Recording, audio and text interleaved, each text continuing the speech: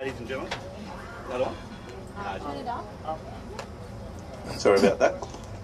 Good morning, ladies and gentlemen. My name's Richard Brown. I'm the General Manager of Markwell Fisheries.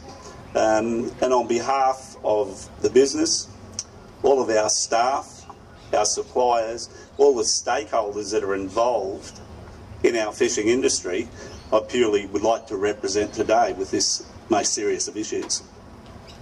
Our company, Markwell Fisheries, is a locally owned seafood processing and exporting business with its foundations originally established in this town, Tweed Heads, more than 60 years ago.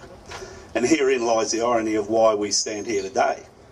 For 60 years, this business has purchased locally harvested, sustainably caught seafood and continues to do so up to this very minute. Does it not seem a little odd that we are still here today if, as the environmental protagonists and antagonists would have us believe, our fish stocks are so badly depleted that we need management, we need a rollout of a marine protection area such as the one being proposed just offshore from where we stand here today. A closure that will dramatically affect fishers both commercially and recreationally. A closure that will decimate a port that 12 months ago saw the commencement of a catch of monstrous ocean school prawns that lasted over 7 months in duration. The quality of this product and the length of time that the harvesting occurred astounded people with decades of local fishing history and knowledge. This, along with bumper catches of a variety of fish species, occurred in the very same regions that we are told need protecting from us today, due to the unsustainability of all our fishing practices. Our company continues to employ up to 70 local residents on a seasonal basis. We support the families of over 300 commercial fishermen along the Queensland and New South Wales coastlines via the purchase of their products, and we transact on a daily basis with suppliers of a huge range of variety of products and services. Products and services such as fuel, packaging, freight, ice, insurance, motor vehicles, boats, mechanical repairs, refrigeration equipment, travel, accommodation, banking services, fishing licences, permits and fees, and taxes. I don't think there is a need to elaborate any further, other than to say that we significantly contribute to the success of so many stakeholders who will be deeply affected by these ill-thought-out proposals. We rely solely on supply from Australia's sustainable fisheries to support all forms of business and industry, in not only our community, but also those communities throughout Australia that we trade with. This is done to provide local, state, national and global communities with healthy, succulent seafood that our region and country is renowned for.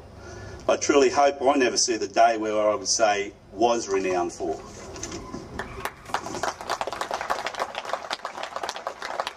Thank you. There's no practical reason other than scientifically proven, peer-reviewed evidence of a stock depletion that we cannot continue to provide all our partners with these food resources, and we have done so for decades.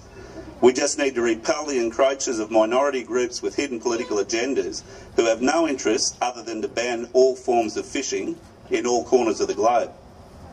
Groups who have no regard for the people their continued propaganda affects socially, financially and morally. Fortunately, it appears that these days all forms of our government seem to hold such groups in favour. Over the decades, fishery businesses have suffered the whims of both state and federal governments with regard to fisheries legislature, resulting in area closures, gear and crew limitations, vessel constraints and more recently marine parks. After the introduction of these events, we are told that there won't be any more and that our businesses will become more profitable thanks to the introduction of such measures. Utter rubbish. So many once successful, profitable businesses employing Australian workers have been driven to extinction. Families have been devastated, and as communities we all suffer. And for what? Why has this devastation needed to occur? Our crime is to provide a service that supplies a significantly nutritional food resource to people globally, to provide income to Australians on a local and national basis, and to provide Australians with food security in a world that is struggling to cope with its ability to provide for its inhabitants. Instead of spending our valuable time and resources fighting governments to allow us to remain viable, we should be receiving accolades from government for the manner in which we transact our businesses. After all, we don't operate in 3-year terms. It is critical for us to manage our businesses with a long-term view, using common sense as a foundation, rather than operating on a wing and a prayer. It upsets me that we have elected leaders willing to deny access to a resource necessity without scientific evidence of a stock depletion and at such a huge cost to all stakeholders. And it embarrasses me that our elected leaders would waste taxpayers' money on the introduction of such a blatantly distorted proposal. I find this astounding, I find this unconscionable, and I find this utterly insulting that all the effort, both physically and financially, that industry has placed on creating our clean, green, sustainable fisheries with world best management practices could be so blatantly disregarded. Where are our fisheries management in times such as these? When will they find the backbone to stand up to these political lobbyists and acclaim their record of management with regard to effort reduction and stock sustainability instead of weakly and meekly bowing to environmentalist brouhaha? I have a question for these lobbyists with the dreams of shutting us all out of our fisheries, and that is, if we continue to close off these productive grounds and these productive food resources, how else, other than transferring this effort to the land, do we provide for ourselves? Will this effort not place more environmentally unsustainable pressure on the land, creating even greater carbon emissions, land clearing and soil degradation? Would it not have a devastating effect on our air quality and create further problems for our water systems? Have any of these slapped-up environment-saving measures been assessed by anyone other than the Green Movement, with proper consultation and review? I think not. This all seems to fly in the face of their so-called concern for our damaged and limited resources. Our agenda is simply this: to unite and fight to save access to a sustainable, healthy food source, to maintain a sustainable recreational social activity, to maintain a sustainable means of business for commercial, recreational and charter operators, to maintain the continued success of fishery-related tourism for our regions.